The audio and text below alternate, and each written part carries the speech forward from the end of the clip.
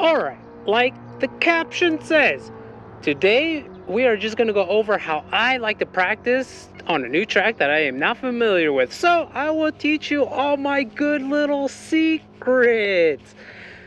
Well, honestly, they're really not secrets, but I like to think they are, but let's jump on in. Alright, first thing first, we're going to head over to settings, to assist settings, and we are going to turn on the driving line assistance.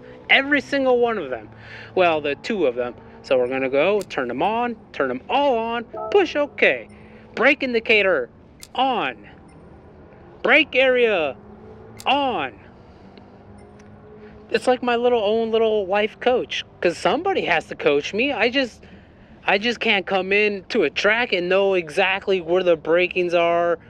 The lines, the lines are pretty easy, but the braking is the trickiest. So, okay, and that's about it. We are going to leave traction control off. We're going to leave it at 0. I want all the horses available because we are using my Ford Mustang. Man, I've been a big fan of the Ford Mustang, and you know what? Surprisingly, I never thought I would have been, but I am. I am a fan of Ford Mustangs. This thing rips. All right, let's start.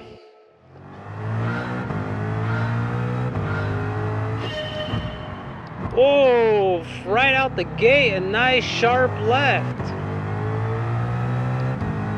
Okay, so these roads are a little narrow.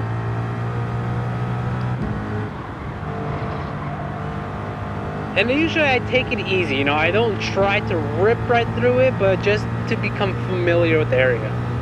And it looks like we're going backwards.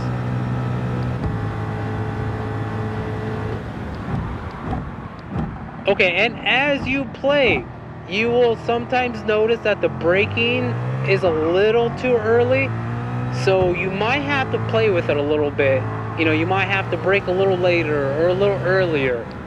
And don't forget, is there an opponent in front of you? Is there 2 cars in front of you? Is there 1 car? Brake, brake. So what I come to find out was that if I would listen to the brake areas, I'd always brake too early. So I always tend to brake just a little after. And don't forget though, it does depend what car you're using, because not every car performs the same. Some might brake a little better, some might not, some carry more speed. You know, some cars might just, so like the Dodge Viper, I gotta brake early on that one because I know that thing catches speed. But as in like my Honda doesn't carry as much speed, so I can brake a little later.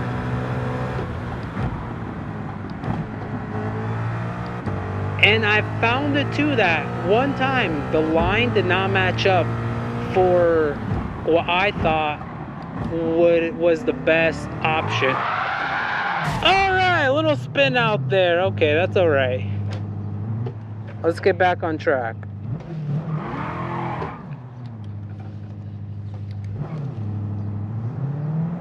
Okay, well that's how I like to warm up. And then, okay, so after I do a couple laps, after I have, you know, the lines and the brake areas, and when I feel comfortable enough to where I kind of know where my braking points are, I shut everything off and I do a couple laps, and then I look at my time, and if my time is about the same with the braking, without the braking deals, then I know I'm doing pretty good. Oh man, I love this Ford. Let's go!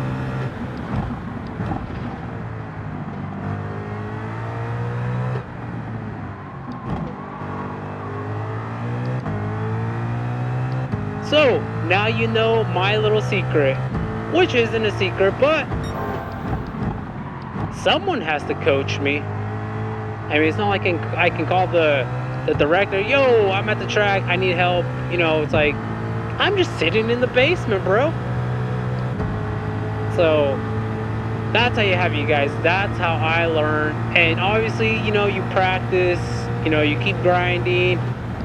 You try pushing the limits. You try breaking the latest you can without overshooting your turn. And you know what? That's how you become the best. You push the limits. You find the limits. But it does come at a price, because sometimes you wipe the hell out or you smoke somebody and then you feel like a dick, then you feel bad, and then they try knocking you out of the track because they're butthurt, which I don't blame them, because I've gotten and smoked so many times and I've been butthurt so many times. And you know what? You gotta do your best, try to let it go. Alright, you guys, this is it. This is all I got for you. So, thank you guys for joining me. There you guys have it. My little tips on how to warm up on a new track. Turn them settings on. Don't be scared. It's not cheating. I think it's only cheating when you're doing it during a race. But practice, get all the help you can. Use all the assistance you can. And if you need to turn on the traction control, turn that son of a bitch on. But obviously, if you do that, you are going to lose less power out the gate. You won't be able to pull as much as you would if you would have zero traction control. So, give and take. You know what? It is what it is. So, thank you guys for joining me. On a different note. You guys if you're new here, I got this new helmet. And if you've been with me, check it out. It ain't all white no more. That's right, baby. I'm moving up in the world. All right. Thank you, guys. Peace out.